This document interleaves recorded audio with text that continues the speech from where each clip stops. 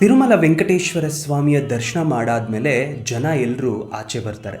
ಆಚೆ ಬಂದು ಬಂಗಾರದ ಗೋಪುರ ಮೇಲಿರೋ ವಿಮಾನ ವೆಂಕಟೇಶ್ವರನ ದರ್ಶನ ಮಾಡ್ತಾರೆ. ಅದ್ಯಾಕೆ, ಅದರ ಕಥೆ ಏನು? ಕೆಲವೊಬ್ರು ಹೇಳ್ತಾರೆ ಗರುಡ ಸ್ವಾಮಿಯನ್ನ ಕರ್ಕೊಂಡು ಹೋಗೋ ದ್ವಾರ ಅದು ಅಂತ. ಆದ್ರೆ ಇದಕ್ಕೊಂದು ಕಥೆ ಇದೆ. ವ್ಯಾಸರಾಯರ ಕಾಲದಲ್ಲಿ ತಿರುಪತಿ ಪ್ರಾಂತ್ಯವನ್ನ ಆಳ್ತಿದ್ದ ಒಬ್ಬ ಮಹಾರಾಜ ತಿರುಮಲದ ದೇವಸ್ಥಾನದ ಒಳಗಡೆ ಅರ್ಚಕರನ್ನ ತಮ್ಮ ಖಡ್ಗದಿಂದ ಕತ್ತರಿಸ್ಬಿಡ್ತಾರೆ. ಆಗ ವ್ಯಾಸರಾಯರು ಬಂದು 12 ವರ್ಷಗಳ ಕಾಲ ತಿರುಮಲ ದೇವಸ್ಥಾನವನ್ನ ಮುಚ್ಚಿಸ್ಬಿಡ್ತಾರೆ. 12 ವರ್ಷಗಳ ಕಾಲ ದೇವಸ್ಥಾನ ಮುಚ್ಚಿದ್ರೆ ಜನರು ಯಾರನ್ನ ದರ್ಶನ ಮಾಡ್ಕೊಂತಾರೆ?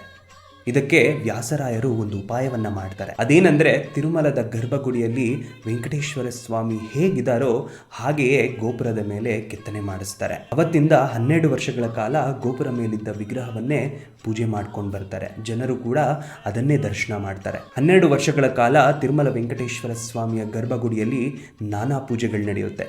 ಅಲ್ಲಿ ನಡೆದಿದ್ದ ಪಾಪವನ್ನ ವಿಮೋಚನೆ ಮಾಡ್ತಾರೆ. ವಿಮಾನ ವೆಂಕಟೇಶ್ವರನ್ನ ಅಲ್ಲಿ ಪ್ರತಿಷ್ಠಾಪನೆ ಮಾಡಿರೋದಕ್ಕೂ ಇನ್ನೊಂದು ಕಾರಣ ಇದೆ. ಅದೇನೆಂದರೆ, ಪ್ರಾಣಿ ಪಕ್ಷಿಗಳಿಗೆ ಹಾಗೆ ದೇವಾನುದೇವತೆಗಳಿಗೆ ಅಲ್ಲಿಂದನೇ ಸ್ವಾಮಿ ದರ್ಶನ ಕೊಡ್ತಾರೆ ಅನ್ನೋದು. ನೀವು ಕೂಡ ವಿಮಾನ ವೆಂಕಟೇಶ್ವರ ಸ್ವಾಮಿಯ ದರ್ಶನ ಮಾಡಿದಿರಾ? ಹಾಗೆ ಮುಂದೆ ಬರುವ ಗುರುವಾರ ಅಂದರೆ 5ನೇ ತಾರೀಕು ಬೆಂಗಳೂರಿನಿಂದ ಹೊನ್ನಾವ ಮಂತ್ರಾಲಯಕ್ಕೆ ರಾಯರನ್ನ ನೋಡಕ್ ಹೋಗ್ತಾ ಇದ್ದೀನಿ. ನನ್ನ ಜೊತೆ 2 ಫಾಲೋವರ್ಸ್ನ ನಾನು ಕರ್ಕೊಂಡು ಹೋಗ್ತಾ ಇದ್ದೀನಿ. ನೀವು ರಾಯರ ದರ್ಶನ ಮಾಡಬೇಕಾ?